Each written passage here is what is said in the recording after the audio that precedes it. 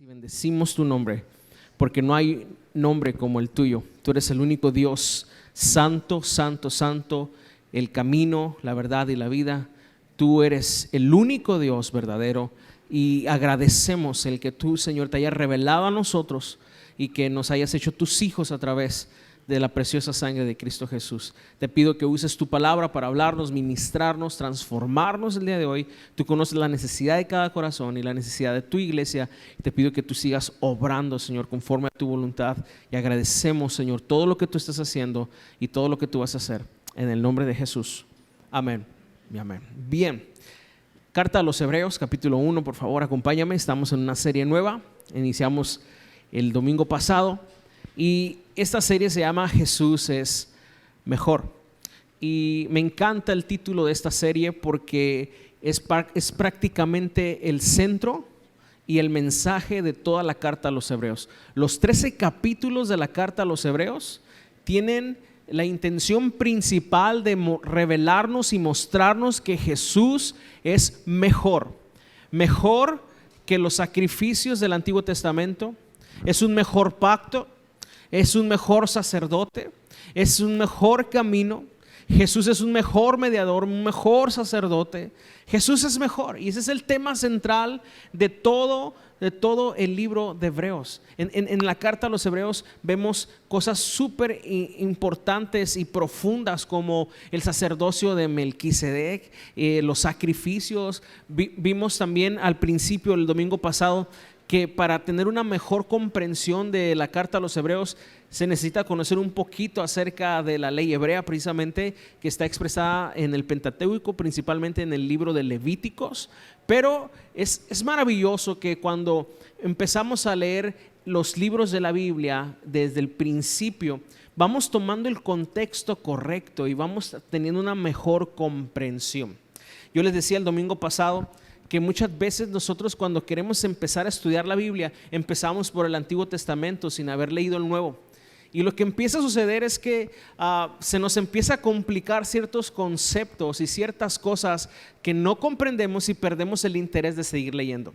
Si tú nunca has leído, por ejemplo, los evangelios o no conoces ciertas cartas paulinas y tú te avientas, por ejemplo, los 50 capítulos de Génesis o te vas al libro de Números o Deuteronomio, casi te puedo asegurar que vas a perder el interés de leer por no entender muchas de las cosas o no hallarle significado a muchas de las cosas que tú vas a estar leyendo. Pero cuando empiezas a leer primero los evangelios y luego las cartas paulinas y luego te vas al Antiguo Testamento, entonces todo cobra sentido.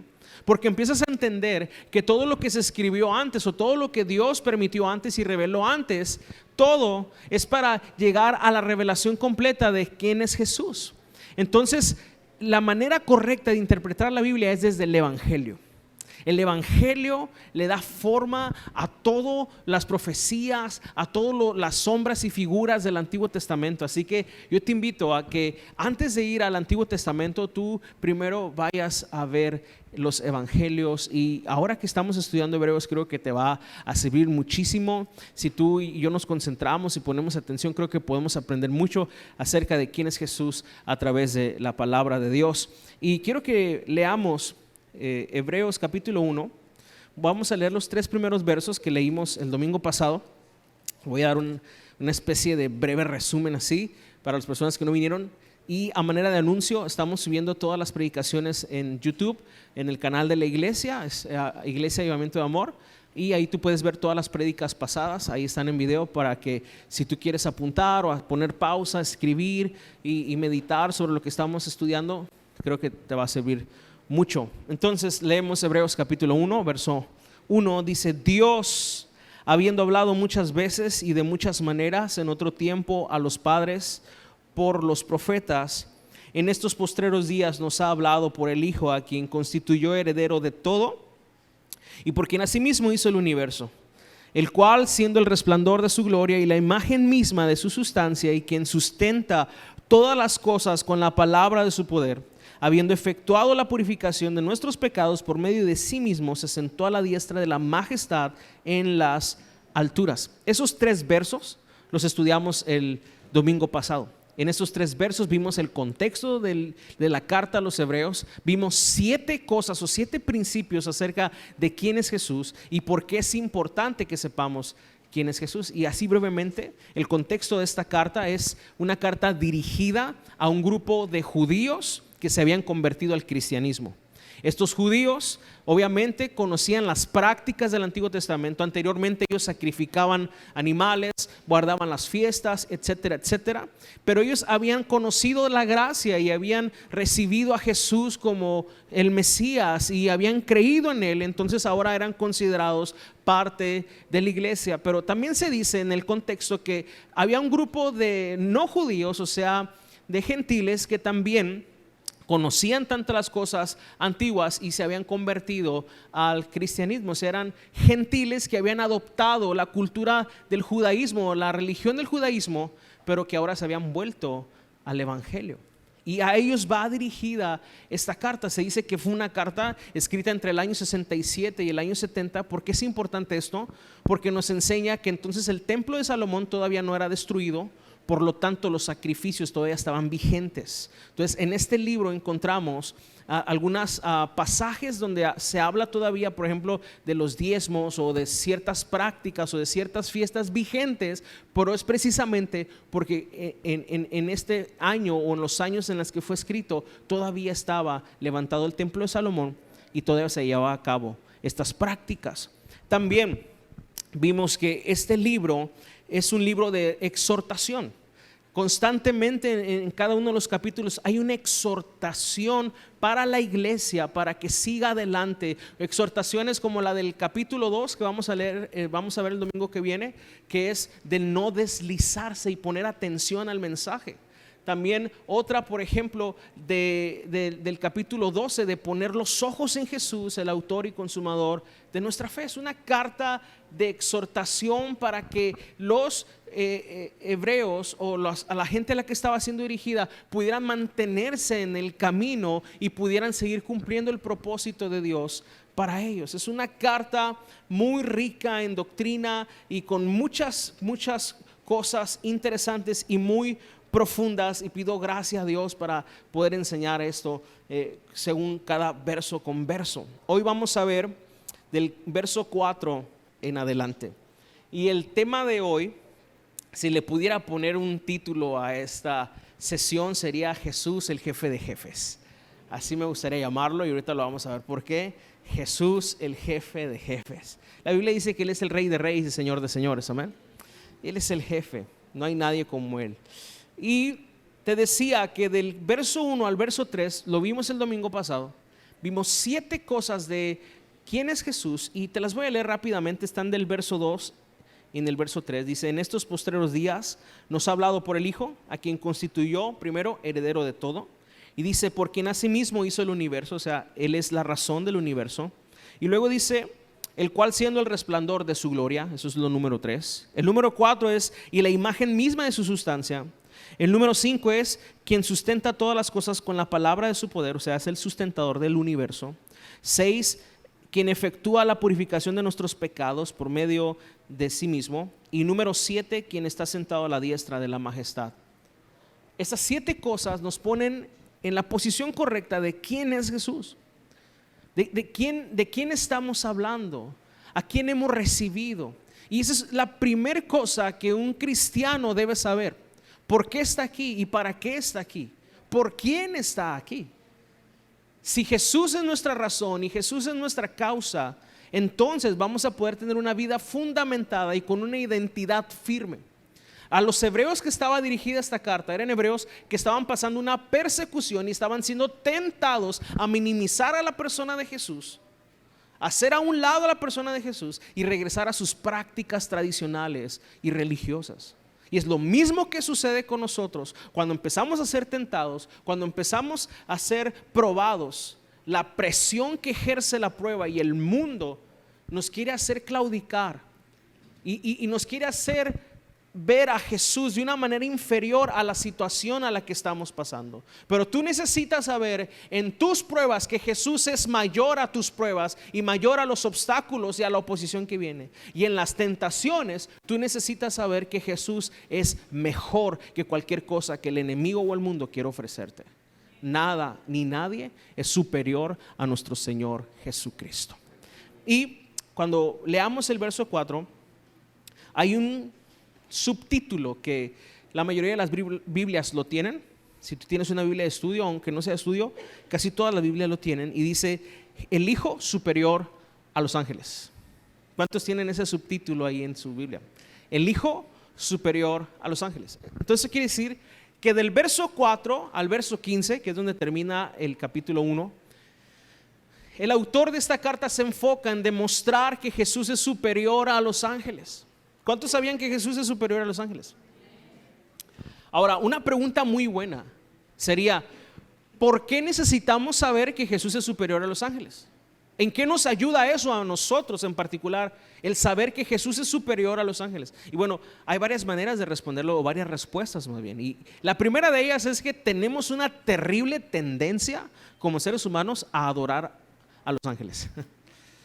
Es algo que ya está en nosotros, porque siempre sabemos que Dios nos hizo para adorar, y si no adoramos al Dios verdadero, estamos adorando otra cosa. Eso es de cajón. Si tú no estás dándole tu adoración al único Dios verdadero, tú estás adorando otra cosa.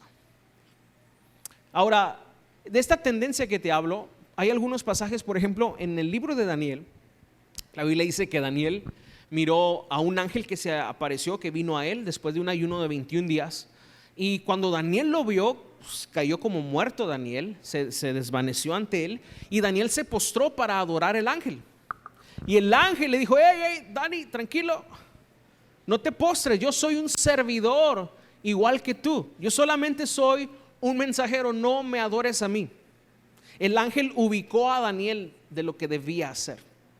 Pero es sorprendente ver la reacción de Daniel al ver ese cuerpo celestial que viene a traerle un mensaje, ¿sí? Ahora, necesitamos saber que los ángeles son seres creados por Dios para la adoración y servicio de Dios, como ahorita lo vamos a ver, pero que en una situación corporal son superiores a nosotros. ¿En qué sentido? De que ellos pueden aparecer y desaparecer. La Biblia nos habla de ángeles que aparecieron y después ya no estaban, ¿sí? Inclusive hay testimonios de personas, de las cuales yo me reservo, pero hay personas que dicen: es que yo vi un ángel y ya estaba y no estaba. Bueno, mientras no te haya dicho otro evangelio, o mientras no lo hayas adorado, o mientras no te haya dicho lo contrario a la Biblia, pues todavía lo vemos, ¿verdad? Pero, o guárdate eso para ti en lo personal. Pero hay actividad angelical, definitivamente. Eso es una verdad. Pero verdaderamente lo que necesitamos entender es que los ángeles son servidores de Dios, y que verdaderamente nosotros no debemos adorar a los ángeles, sino saber y ubicar cuál es su función y su posición dentro del reino de Dios. ¿Qué te parece si leemos desde el verso 4 al verso 15?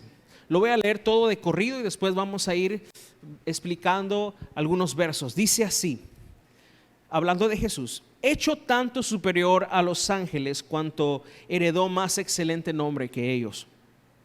Porque ¿a cuál de los ángeles dijo Dios jamás: mi hijo eres tú, yo te he engendrado hoy? Y otra vez: yo seré a él padre y él me será a mí hijo. Y otra vez, cuando introduce al primogénito en el mundo, dice: adórenle todos los ángeles de Dios. Verso 7: ciertamente de los ángeles dice: el que hace a sus ángeles espíritus y a sus ministros llamas de fuego. Verso 8: mas del Hijo dice: tu trono, oh Dios, por el siglo del siglo, cetro de equidad es el cetro de tu reino.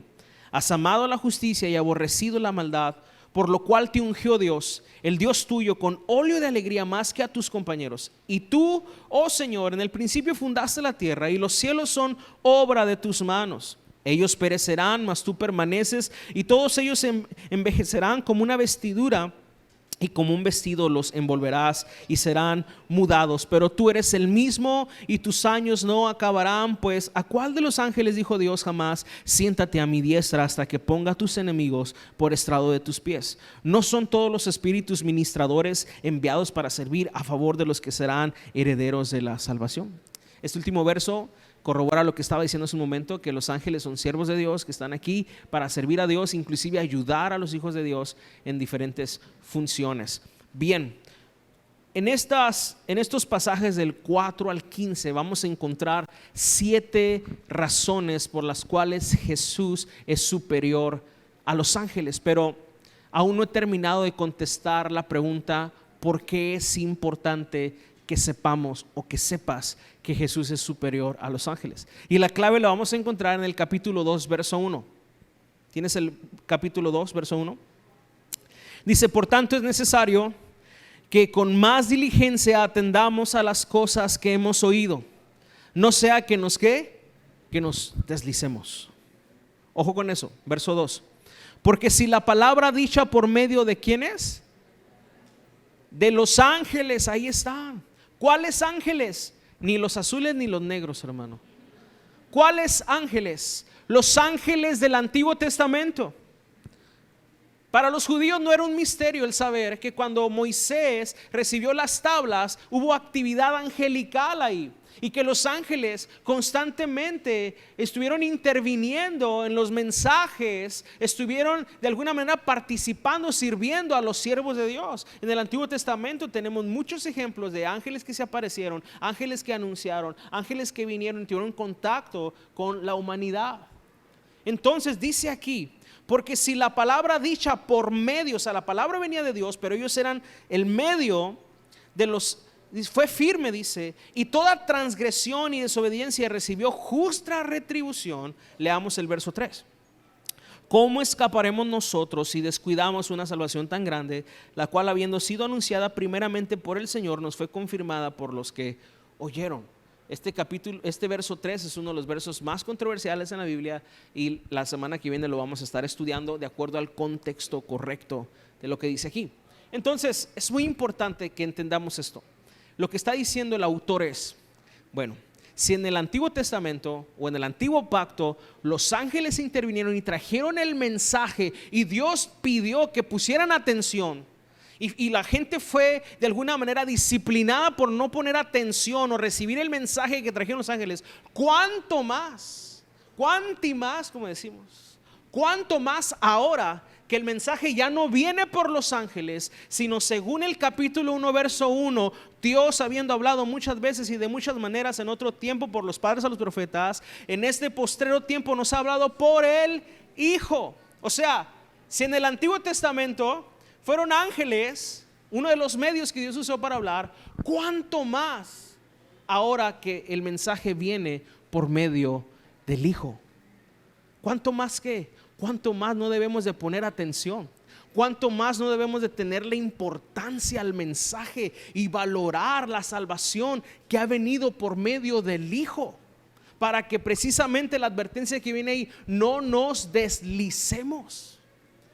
Nos podemos deslizar si no ponemos atención y si no valoramos a la persona que ha hecho todo esto. Y vaya, diciéndole de una manera todavía más sencilla y práctica: cuando un cristiano no tiene una identidad en Cristo, no sabe quién es Cristo, el poder de Cristo, la maravillosa obra de Cristo, es un cristiano débil en su fe, que cualquier oposición, cualquier prueba, cualquier tentación lo hará claudicar, lo hará irse tras otros ídolos, lo hará volverse a su vida antigua, lo hará regresar a su religión. Pero cuando un cristiano sabe el por qué, el para qué y por quién está aquí, siempre viendo a Jesús, entonces su identidad estará bien firme, bien establecida, y podrá glorificar a Dios en esta tierra. Necesitamos que nuestra fe cada vez se incremente, pero una fe bíblica, no una fe en la fe. Hay veces que la gente dice: es que yo tengo fe, pero ¿fe en qué? Pues no sé, pero fe, siento mucha fuerza, energía. No, la fe del creyente debe ser una fe bíblica, puesta en la persona de Jesús. Sabes del porqué de las cosas. La Biblia nos da claridad sobre nuestra fe.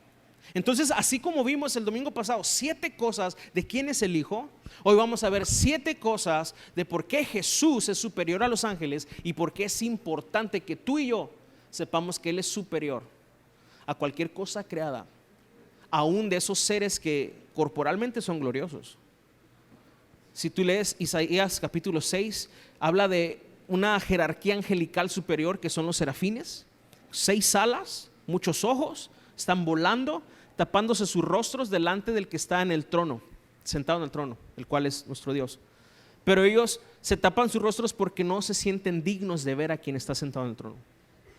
Pero yo te aseguro que si nosotros pudiéramos o Dios nos permitiera ver a uno de esos serafines, caemos muertos, desvanecidos, de ver tan grande obra que Dios ha hecho en esos seres. Imagínate ver una criatura de 6 alas y muchos ojos en el rostro. El chupacabras. No, recordamos, Daniel cayó postrado ante un mensajero. Y hablar de serafines ya es hablar de una jerarquía angelical superior. Ahora piensa en eso y ahora piensa, mi Dios los hizo. Qué gloria tiene nuestro Dios. Pero quiero recordarte la idea de todo esto. Las tentaciones, las pruebas, las luchas en la vida te harán querer minimizar tu revelación que tú tienes de quién es tu Señor. Y esa es la lucha que siempre está. Viene la prueba, viene la tormenta y ves más tu circunstancia que el Dios grande que está contigo. Y crees más lo que estás viviendo y la voz del enemigo que verdaderamente la persona que te llamó, que te creó, que te estableció. Lo digo por mí, hermano, no me pongas esa cara seria. Lo digo por mí. ¿Estás listo? Vamos a la primera. Está en el verso 4. 7 cosas que muestran por qué Jesús es superior a los ángeles. Me encanta esto. Número 1. El verso 4 dice: hecho tanto superior a los ángeles, cuanto heredó más excelente nombre que ellos. Lo primero es que Jesús tiene un nombre superior a los ángeles. Jesús, diga conmigo, Jesús tiene un nombre superior a los ángeles. Y me encanta esto porque en el verso 5 se responde esto. Ahora, el escritor de Hebreos es un predicadorazo. Estaba bien grueso el hermano que escribió esto. No sé quién fue. Realmente dicen algunos que Pablo. Eso lo vimos en la primera sesión. No supimos exactamente el nombre exacto del autor. Sabemos que el autor intelectual de todo esto es el Espíritu Santo, pero no tenemos un nombre registrado. Algunos se lo atribuyen a Pablo. Vimos que no podría ser Pablo por algunas cosas que el domingo pasado vimos. Pero pudo haber sido Apolos, que fue un prominente predicador también en ese tiempo, etcétera. Pero el que lo haya escrito fue un hombre verdaderamente que Dios lo usó con mucha brillantez para revelarnos todo esto. Y empieza a haber un contraste entre el Hijo y los ángeles. De los ángeles se dice esto, de Jesús se dice esto, de Jesús se dice esto, de los ángeles se dice esto. Y eso nos da mucha claridad en esas comparaciones. Y aquí empieza la primera, dice, verso 5, porque ¿a cuál de los ángeles dijo Dios jamás, mi hijo eres tú? La respuesta es a ninguno. A ningún ángel Dios le dijo, mi hijo eres tú. Entonces esta escritura lo que nos está revelando es que a Jesús el Padre sí le dijo, mi hijo eres tú, yo te he engendrado hoy. Y otra vez el Padre mismo dice, yo seré a él Padre y él me será a mí hijo. Y esto es el Salmo 2 y también se ve en 2 Samuel capítulo 7, tú lo puedes corroborar. Son escrituras del Antiguo Testamento que el autor está usando en esta carta a los hebreos. Ahora, ¿por qué es importante esto? Hay un grupo de personas que generalmente los domingos llegan a tu casa, tocan el cerco. Buenos días. Y te asomas poquito así y ves un paraguas. Y le dices al niño, no hables, no respires, no digas nada. Y sigue, buenos días y tla, tla, tla, tla.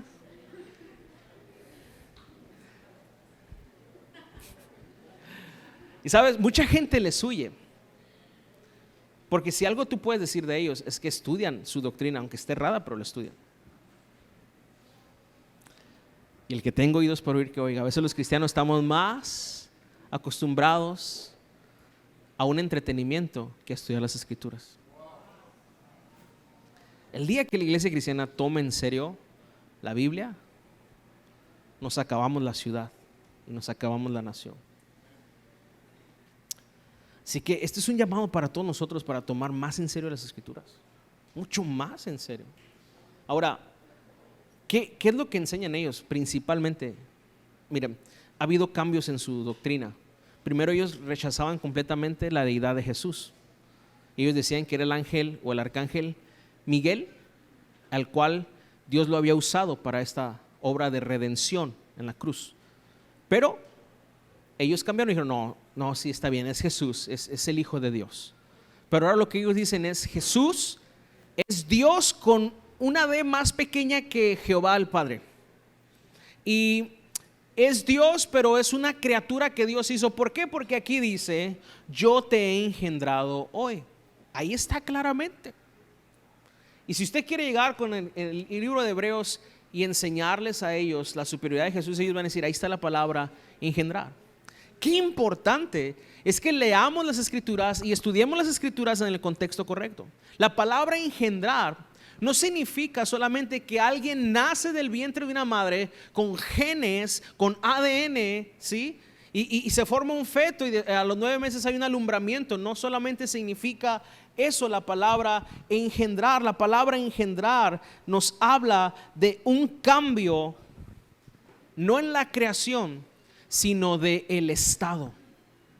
Lo explico rápidamente. Jesús, el Hijo de Dios, no se convirtió en el Hijo de Dios el día que nació del vientre de María. Jesús, el Hijo, siempre ha existido en el seno del Padre y desde siempre es el Hijo de Dios. Siempre.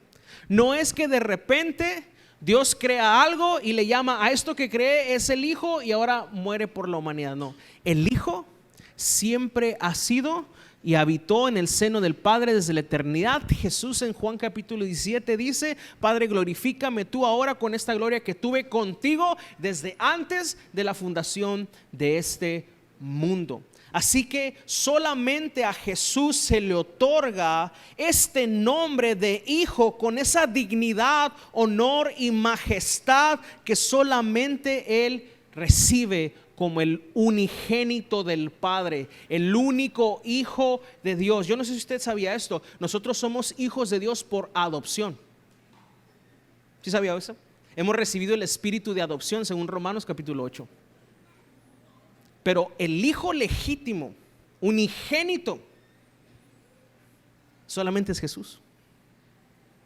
Porque, escuche bien, en la cultura de Oriente, o de Medio Oriente más bien, ellos sabían que hablar del Hijo de Dios era hablar de la misma persona de Dios. Por eso cuando Jesús se presenta como el Hijo de Dios, los judíos se querían o se desgarraron sus vestiduras y se enojaron contra él, lo querían matar, porque ellos entendían el concepto de que afirmar que era el Hijo de Dios significaba que estaba hecho de lo mismo o constituido de lo mismo, la misma esencia. Por eso la Biblia dice aquí también en Hebreos capítulo 1 que es la imagen misma de la sustancia de Dios. De lo mismo que está constituido el Padre, Jesús está constituido igual, formado igual. Jesús es Dios. Y por eso dice aquí el escritor de Hebreos, ¿a cuál de los ángeles el Padre le ha dicho, mi hijo eres tú? A ninguno. Solamente a Jesús se le ha dado este nombre, este título, porque Él es el unigénito del Padre, el único Hijo de Dios. Ve conmigo a Romanos capítulo 1 rápidamente. En Romanos capítulo 1 hay un paralelismo tremendo con Hebreos 1. Es muy similar lo que está diciendo Pablo en Romanos 1 con lo que el escritor de Hebreos dice en Hebreos 1. Ahorita te vas a dar cuenta.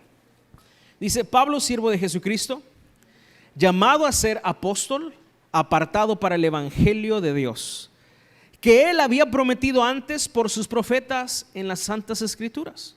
Muy similar a cuando dice Dios habiendo hablado muchas veces por los profetas. Dice, acerca de su Hijo, y Hebreos dice, hoy nos habla a través del Hijo, nuestro Señor Jesucristo, que era del linaje de David según la carne, verso 4, que fue declarado que Hijo de Dios con poder según el Espíritu de santidad por la resurrección de entre los muertos. Eso significa que por la resurrección de Jesús, conforme Jesús se levantó de entre los muertos, venciendo a la muerte, eso fue el testimonio para el mundo de que no había duda alguna que Jesús es el Hijo de Dios, el único Hijo, el unigénito del Padre, lleno de gracia y lleno de verdad. Ningún ángel tiene este título de Hijo de Dios, solamente nuestro Señor. Dale un aplauso a Él, que Él es digno de toda gloria. Aleluya. Número dos, así como Él tiene un nombre superior, también tiene una dignidad superior. Di conmigo, dignidad superior.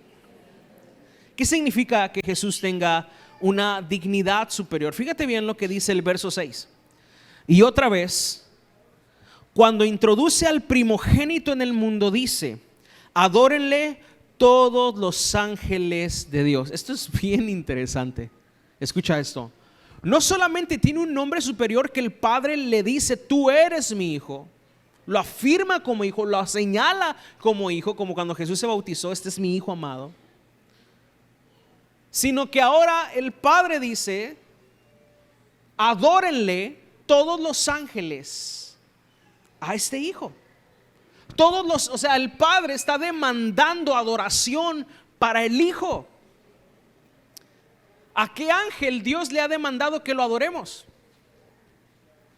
A ninguno, porque solo quien es digno de adoración, solo Dios es digno de adoración. Entonces el Padre apunta al Hijo y dicen: a Él adórenlo, todos los ángeles de Dios adoren al Hijo.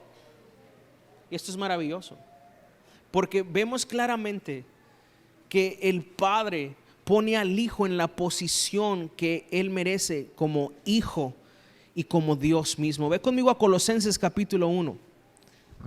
Aquí también hay muchas similitudes de lo que estamos hablando ahorita. En Colosenses capítulo 1, verso 15, vamos a leer lo siguiente. ¿Cuántos me están siguiendo con su Biblia? Las citas que vienen ahí atrás solamente es para las personas que a lo mejor vienen por primera vez, no traen su Biblia, pero los de casa saben que nos gusta el libro, ¿sí? Nos gusta leer y tomar, y es bien importante que hagamos anotaciones. A manera de anuncio te lo digo, olvidamos el 75% de lo que escuchamos después de 24 horas. Entonces, cuando yo supe esas estadísticas, dije: ¿a qué le estoy tirando, verdad? O sea, no. Y siempre traigo mis cuadernos. Solamente yo me entiendo, parecen jeroglíficos hebreo arcaico, pero yo me entiendo, ¿sí? Pero es muy útil, verdaderamente. Entonces te aconsejo mucho que traigas algo con que anotar, y todo eso te va a servir mucho. O si dices: ¿sabes qué? El domingo que viene o la semana que viene voy a ver el video en YouTube y ya hago mis anotaciones, como tú gustes, pero te aconsejo que lo hagas. Bien, capítulo 1, verso 15 de Colosenses dice: Él es la imagen del Dios invisible, el primogénito de toda la creación. Muy interesante. La imagen del Dios invisible. Mucha similitud a la imagen misma de la sustancia de Dios. Y después dice: el primogénito de toda creación. Y esta es una palabra que también vamos a interpretar correctamente, porque es otra palabra que pareciera decir o que apoya la doctrina herética de los testigos de Jehová. Pero escucha bien esto: la palabra primogénito no significa solamente el que nace primero. Aquí dice el primogénito de la creación, como si Dios al hacer la creación empezara por Jesús y después toda la creación. La palabra primogénito es mucho más profundo de eso, y habla de un rango y de superioridad. Lo que realmente está diciendo: Jesús es primero que todo y que todos. De hecho, una buena traducción de esta palabra podría ser el jefe. Por eso les decía al principio que el título de esta enseñanza podría ser bien el jefe, porque Él es el primogénito de la creación. Él es el jefe de jefes, señores. Él es el jefe de jefes. No hay alguien superior a nuestro Señor Jesucristo. Entonces dice el verso 16: porque en Él fueron creadas todas las cosas, las que hay en los cielos y las que hay en la tierra, visibles e invisibles, sean tronos, sean dominios, sean principados, sean potestades. Todo fue creado por medio de Él y para Él. Escucha esto. Si tú y yo leyéramos solamente el verso 15, sin leer lo demás, pudiésemos entender, o pudiéramos de alguna manera malentender, la palabra primogénito. Pero el verso 16 claramente te está diciendo que todo lo que se creó, sea visible o invisible, Jesús lo creó. Qué maravilloso esto. Después dice el verso 17, y Él es antes de todas las cosas, y todas las cosas en Él subsisten. O sea, en pocas palabras, Jesús es antes de todo, Jesús es creador de todo, y Jesús es quien sostiene todo. Entonces la palabra primogénito no nos está diciendo que es el primero creado, porque entonces ¿cómo podría ser que Él haya creado todo y sostiene todo con su poder? Lo que la palabra primogénito nos dice aquí es que Él es el primero en todo. Él tiene la preeminencia en todas las cosas, porque al Padre le complació hacerlo así. Qué maravilloso esto, que Jesús es antes de todo, creador de todo y quien sostiene todo. Ahora, para terminar este número 2, hay algo bien asombroso en Juan capítulo 5. Ve rápido conmigo a Juan capítulo 5. No solamente el Padre demanda adoración a Jesús, no solamente las cartas paulinas nos muestran por qué debemos adorar a Jesús, sino que en Juan capítulo 5 encontramos que Jesús mismo demanda adoración para sí mismo. Vamos a leer el verso 20 de Juan capítulo 5. Porque el Padre ama al Hijo y le muestra todas las cosas que Él hace, y mayores obras que éstas le mostrará, de modo que vosotros os maravilléis. Verso 21. Porque como el Padre levanta a los muertos y les da vida, así también el Hijo a los que quiere da vida. Verso 22. Porque el Padre a nadie juzga, sino que todo el juicio dio al Hijo. Y verso 23. Para que todos honren al Hijo como honran al Padre. El que no honra al Hijo, no honra al Padre que le envió. Bueno, si usted lee este texto en esta versión y se los dice a los hermanos o a la gente que la va a visitar un domingo con su paraguas, van a querer desgarrar sus vestidos, porque ellos tienen un principio que es correcto y nosotros pensamos igual en ese sentido. Solo Dios es digno de alabanza, solo Dios merece adoración. Y si nosotros adoramos a Jesús, porque verdaderamente vemos en la Biblia que Él es el Dios verdadero. Número 3. Jesús no solamente tiene un nombre superior, no solamente tiene una dignidad superior, sino que también tiene una naturaleza superior. Regresamos a la carta a los Hebreos y encontramos lo siguiente. Dice, ciertamente en el verso 7, a los ángeles dice, el que hace a sus ángeles espíritus y a sus ministros llama de fuego. Ahora, analicemos la naturaleza de los ángeles. ¿Qué son o para qué están los ángeles? Los ángeles son criaturas hechas por Dios, creadas por Dios para su servicio.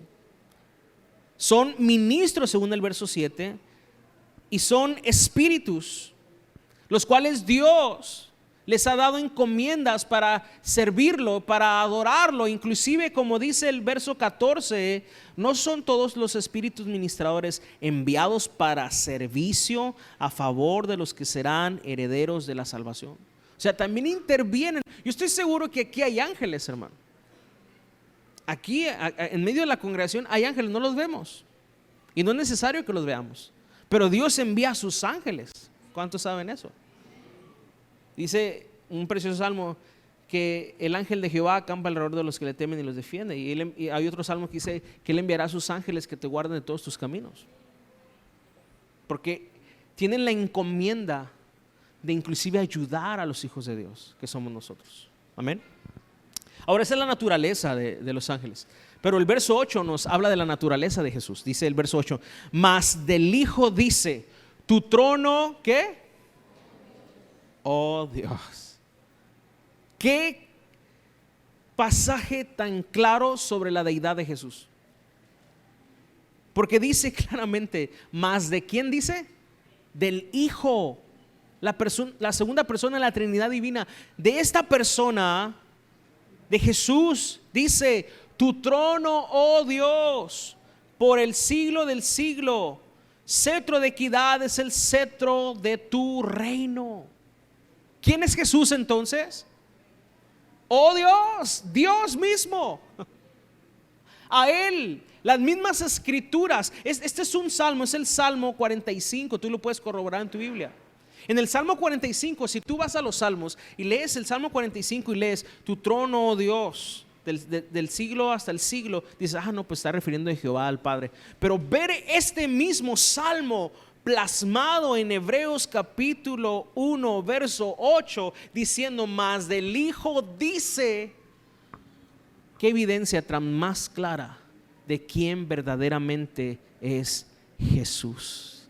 Ya estoy viendo hasta en visión algunos de ustedes levantándose el domingo bien temprano, esperando a que les toquen el cerco.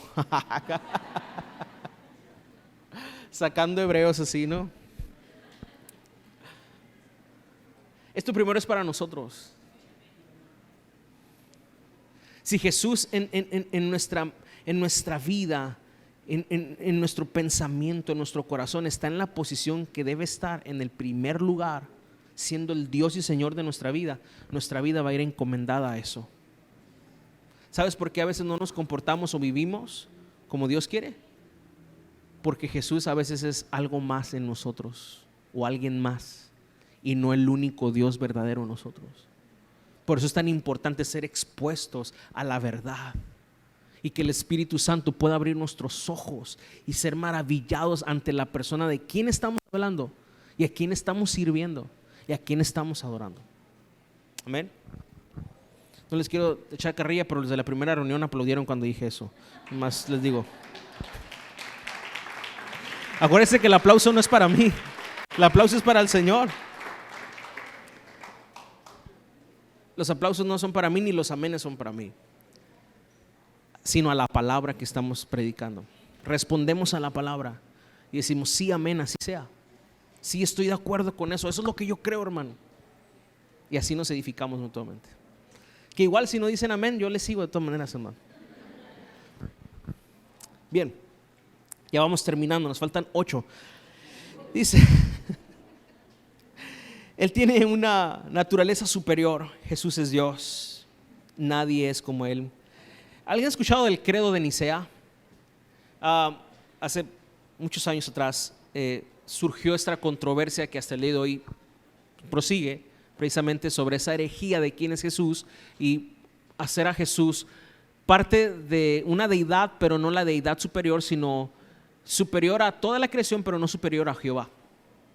Y esta es una herejía. Entonces el credo de Nicea fue un conjunto de hermanos que defendieron la fe y se unieron y hicieron este credo, que es una confesión de fe en la iglesia. Y el credo de Nicea dice así: Jesús es Dios de Dios, luz de luz, Dios verdadero de Dios verdadero, engendrado, no creado, de la misma sustancia que el Padre. Ese es parte de la declaración del credo de Nicea. En pocas palabras, Jesús es Dios y no una creación. Jesús es Dios mismo. Y si tú lo crees, dale un aplauso al Señor. Si crees que verdaderamente Jesús es Dios. Ok. Número 4, y voy a meterle un poco de turbo a esto. Número 4, Jesús tiene un rol superior. Un rol superior al de los ángeles. Vamos a verlo aquí mismo en el verso 8. Mas del Hijo dice: tu trono, oh Dios, por el siglo del siglo. Cetro de equidad es el cetro de tu reino. Según la carta a los Hebreos, Jesús es el sumo sacerdote que nos lleva a Dios. Jesús es el profeta que revela de forma final a Dios, y el gran rey del universo, que tiene un trono eterno y un cetro de justicia. Fíjate estas afirmaciones del verso 8: tu trono, oh Dios. Imagínate un trono, y después dice el cetro. Es un cetro de justicia. Son dos elementos de poder, de autoridad. Jesús no solamente es el siervo por excelencia que vino a morir por nosotros, o el camino que nos conduce al Padre. Jesús es el Rey del universo.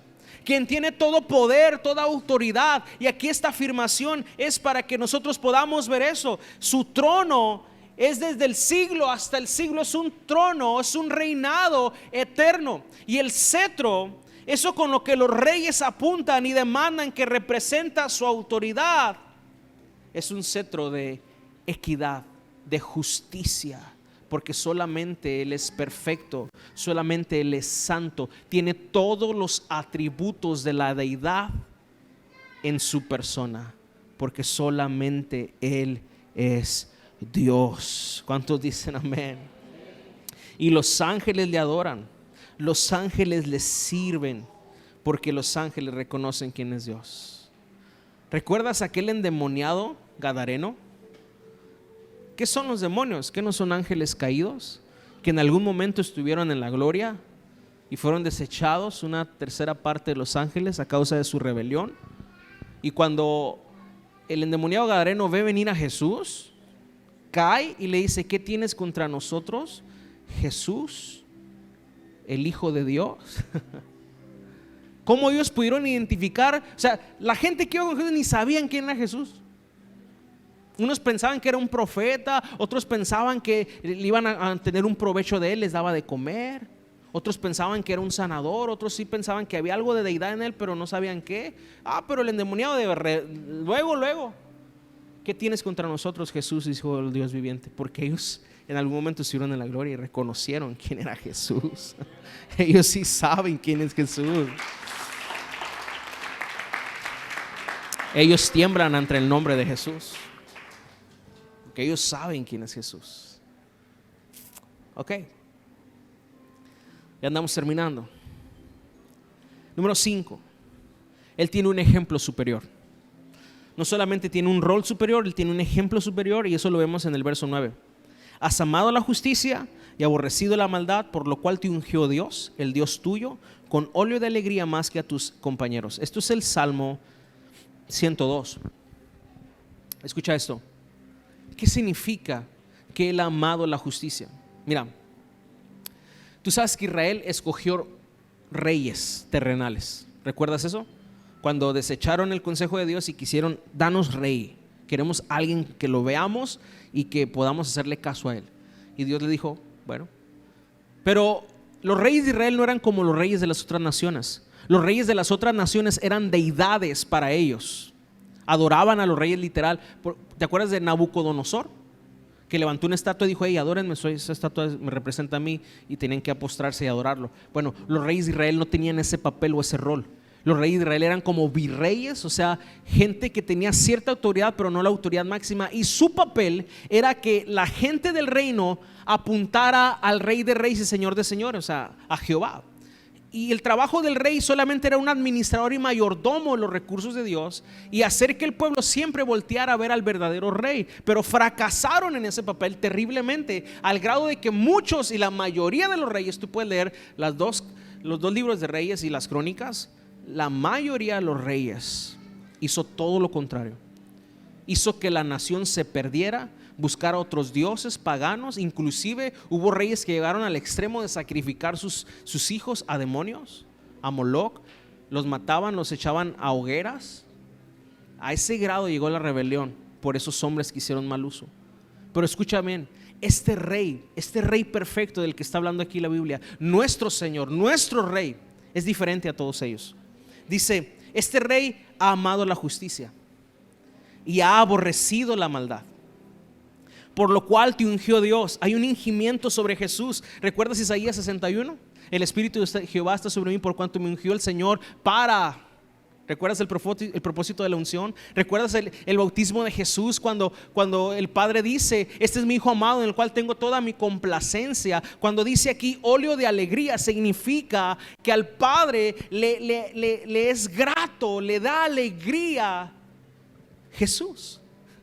Porque Jesús ha sido obediente en todo, hasta la muerte, como lo dice Filipenses. Jesús en todo ha sido obediente. En el libro de Hebreos dice que Él padeció por todas las cosas, pero sin pecado. En todo agradó a su Padre. Padeció muchas cosas y aprendió obediencia. Jesús ha sido ungido con óleo de alegría a causa de su obediencia. y Él trajo una satisfacción al Padre como ninguna otra persona. Y en esa satisfacción que el Padre encuentra en Él, a nosotros nos puede ver con satisfacción. Porque la razón y la manera en la que Dios te ve a ti con satisfacción no es por tus obras, sino por las obras de Jesús. La obra que Jesús hizo por nosotros en obediencia y en glorificación a su Padre nos ha dado ese maravilloso lugar de poder ser vistos del cielo con agrado por la obra que Él ha hecho. Él tiene un ejemplo superior. El número 6, Él tiene una obra superior. Dice aquí lo siguiente: ellos perecerán, en el verso 11, verso 10. Y tú, oh Señor, en el principio fundaste la tierra, y los cielos son obra de tus manos. Ellos perecerán, mas tú permaneces, y todos ellos se envejecerán como una vestidura, y como un vestido los envolverás y serán mudados. Pero tú eres el mismo, y tus años no acabarán. Jesús tiene una obra superior. Jesús vimos que es el creador del universo, el creador de los cielos, el creador de las montañas, de todo lo que vemos. Pero también se nos está declarando aquí lo que sabemos: que este cielo y esta tierra van a pasar, se va a acabar, todo tiene fecha de caducidad, pero solo Jesús permanecerá para siempre, y los que hemos creído en Él. Pregunto yo en esta tarde: ¿en qué está anclada tu vida? ¿Cuál es tu esperanza? ¿En qué te estás apoyando? ¿Cuál es tu filosofía de vida? Todas las personas que estamos aquí somos filósofos de alguna manera. Tenemos una filosofía de vida. Tenemos un credo personal, aunque no lo veamos así. Decimos, pues yo en la vida le estoy tirando a esto. Yo creo que en esto, yo creo que si yo hago esto, si pongo aquí esto, si invierto en esto, o yo lo que estoy esperando es esto. Todos tenemos una filosofía de vida, una manera de tratar de entender la vida y todo lo que nos rodea. Pero quiero decirte que si tu esperanza no es Jesús, quisiste que todo lo que tú ves y conoces un día ya no será, y solo Jesús permanecerá para siempre. Y los que creen en Él, dice la Biblia, que son como el monte de Sión, que no se moverán, permanecerán para siempre. ¿En qué te estás apoyando? ¿En quién te estás apoyando? Debes de apoyarte solamente en Jesús. Y termino con esto. El número 7, la última cosa que nos muestra aquí el autor de cómo Jesús es superior a los ángeles. Dice en el verso 13: pues ¿a cuál de los ángeles dijo Dios jamás: siéntate a mi diestra hasta que ponga tus enemigos por estrado de tus pies? La respuesta es: a ninguno. A ninguno Dios lo llamó y le dijo: siéntate a mi derecha hasta que ponga tus enemigos por estrado de tus pies. Solamente Jesús tiene ese lugar de honor, de victoria, de poder, de autoridad. Escucha bien, cuando vemos esto a la luz de nuestra cultura occidental, no nos da mucha luz, porque para nosotros el mano derecha es como pues un trabajador para mí, pero que es bien bueno y que le tengo confianza, alguna confianza, y pues cuando me voy ahí le dejo el dinero porque es mi mano derecha. En el mundo oriental o de Medio Oriente no, la derecha no es eso, o por lo menos no es así. En la cultura Medio Oriente, la derecha o la diestra significa el lugar de mayor importancia, mayor autoridad y mayor poder que existe. Eso es en la cultura del cual este libro nos está hablando con ese contexto. Cuando el Padre le dice: siéntate a mi diestra, el Padre lo que está haciendo es dándole lugar mayor a Jesús, como lo dice Filipenses también, que por el cual el Padre le dio un nombre que es sobre todo nombre, para que en el nombre de Jesús se doble toda rodilla y toda lengua confiese que Jesús es el Señor. Jesús está en el lugar de mayor poder, autoridad, control, victoria que existe porque Él ha vencido todo el pecado, Él ha vencido la muerte y Él sigue venciendo toda oposición que se levanta en contra de su evangelio y en contra de su iglesia y en contra de su obra. Iglesia, tú puedes estar tranquilo, tú puedes estar seguro porque Jesús, tu Señor, nuestro Señor, está a la diestra de la majestad de Dios, teniendo todo poder, todo control y toda autoridad sobre sus hijos, sobre su rebaño, sobre su iglesia, sobre su obra. Porque solamente Jesús es el Señor. Porque solamente Él es el Dios verdadero. Termino diciéndote esto: no hay ninguna cosa que tú estés viviendo en tu presente, no hay ninguna situación que tú estés enfrentando hoy